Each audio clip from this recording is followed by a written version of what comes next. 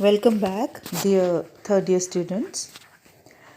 If you remember, in our previous class, I discussed the characteristics of a problem play. In our course of study, besides poems, we have two plays. They are the apple cart and the strife. Now, today I am going to introduce you to the play Strife by John Galsworthy. It is also a problem play and it deals with the problem of capital and labor. Now, here in this play, John Galsworthy presents before us two poles, the North Pole and the South Pole. Two poles means two entities which are opposite to each other, labor and capital. He presents before us the problems of the laborers, how they deal with their problems and how they deal with strike. Now, in this play, Strife, we come across a major problem, that is the strike. Strike means the lockdown of the company. And there is a loss at both ends. Naturally, the laborers are suffering because they are not getting their salaries, their families are suffering, they don't have proper food to eat, or they don't have fuel to keep themselves warm, neither do they have proper medical facilities. And on the other side, the capitalists, they are also suffering, though their sufferings are not as fatal as the laborers, but they are suffering the loss of money. They are suffering the loss of the growth of their company. So, here we can see a tug of war between the labor class and the capitalists. And we also see that they are both adamant. In this play, we come across two leaders, one representing the capitalists and another representing the laborers. They both are so adamant that their own people are fed up with their adamant nature, with their decisions. And in the end, what happens that their own people leave them and make a compromise. And after bearing the loss of 5 to 6 months, financial loss, a loss of life, and other losses, they come to terms on the same terms and conditions which were present 5 to 6 months ago. So, this is the tragic note of the play. This is the irony of the play, that people do not know where to stop. There should be a point where one should realize that one should stop. One should give a stop to one's adamant nature, because after that there is a downfall, there's a severe downfall. So here the capitalists did not realize where to stop. They were not ready to accept the demands of the labor class. On the other hand, the laborers, they were not ready to cut short the list of their demands. So the tug of war between these two classes resulted in the suffering of the common people. So this play, Strife, is a very significant play, and it gives the message that we should know where to stop. And if we cross that boundary, the losses are massive. So let us do the summary of this play. This play is written by John Galsworthy, and it deals with the strike at the Trinartha Tin Plate Works. This is the name of the company, Trinartha Tin Plate Works. And this strike has lasted so long and that there were no sign of settlement. And the directors had begun to fear for their dividends. They had all gathered at the Underwood home at the request of the workers, and at first there was some talk of compromise. Facing them, however, was the stern figure of the chairman of the board, 75-year-old John Anthony, who represents the capitalists.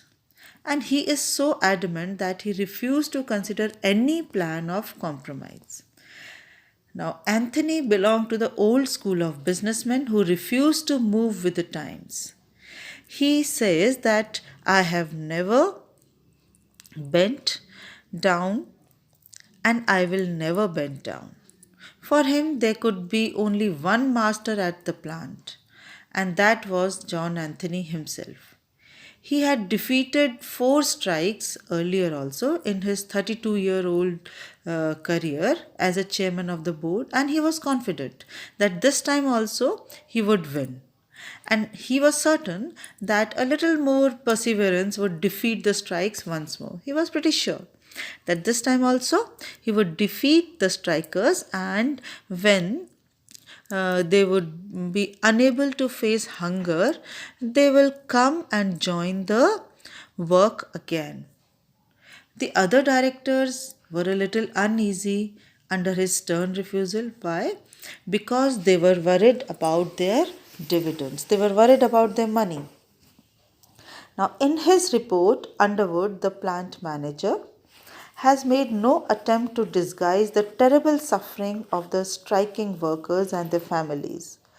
He displayed the sufferings of the strikers, but the director was so adamant, the chairperson was so adamant that he wasn't moved.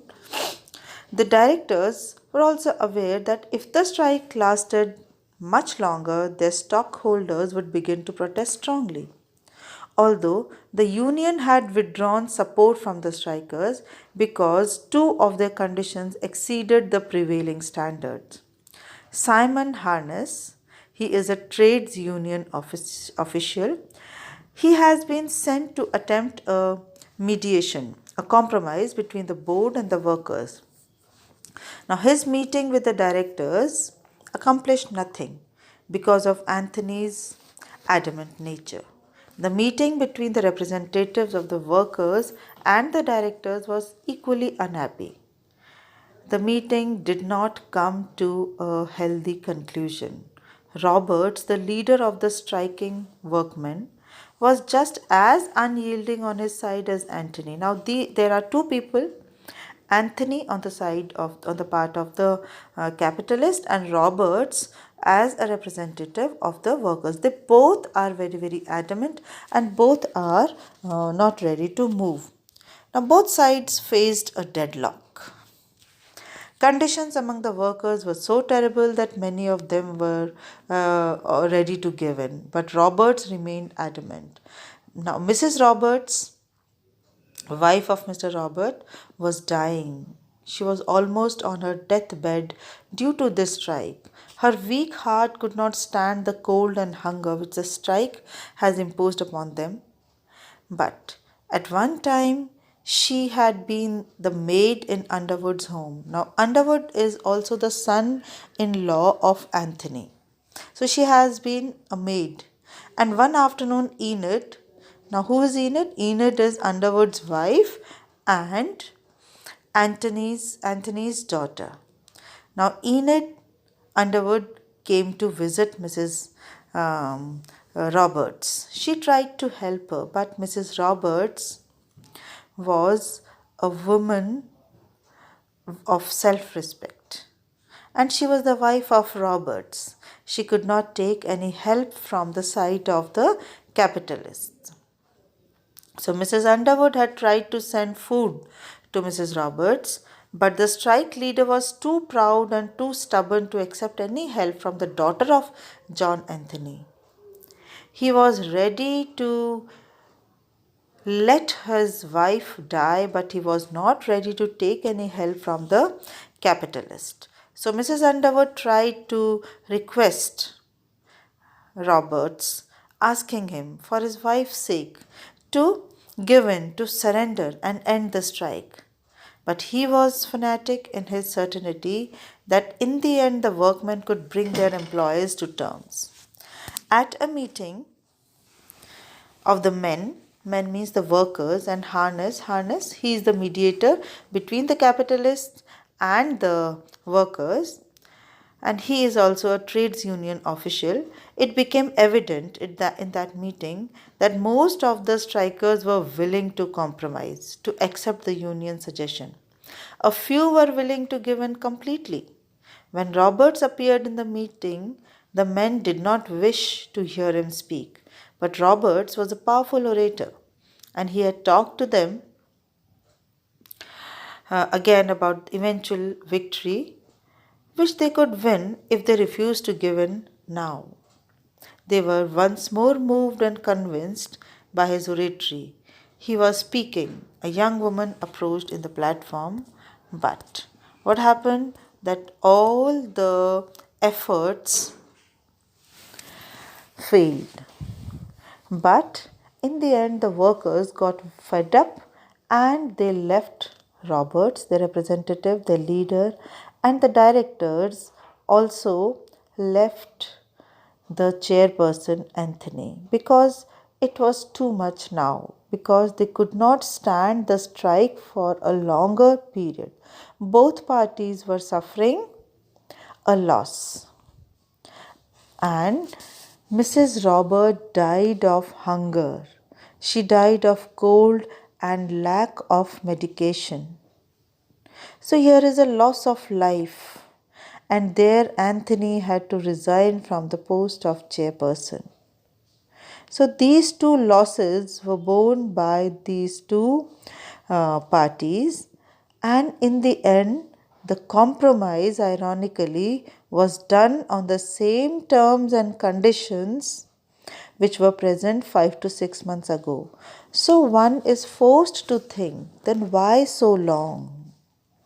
Why did the strike uh, last so long? Why did it take a life? Why did it take a post? Why did it inflict such suffering on the poor workers? Why? Because the answer is that neither did the capitalist know, nor did the workers know where to stop, where to draw a line. Both were pressing on the matter too much. So both suffered, and they suffered the loss of 5 to 6 months financial benefits. They suffered a loss of life. So this was the summary of the play Strife, and in our future lessons we will discuss important features and important questions based on this play, the Strife. Thank you.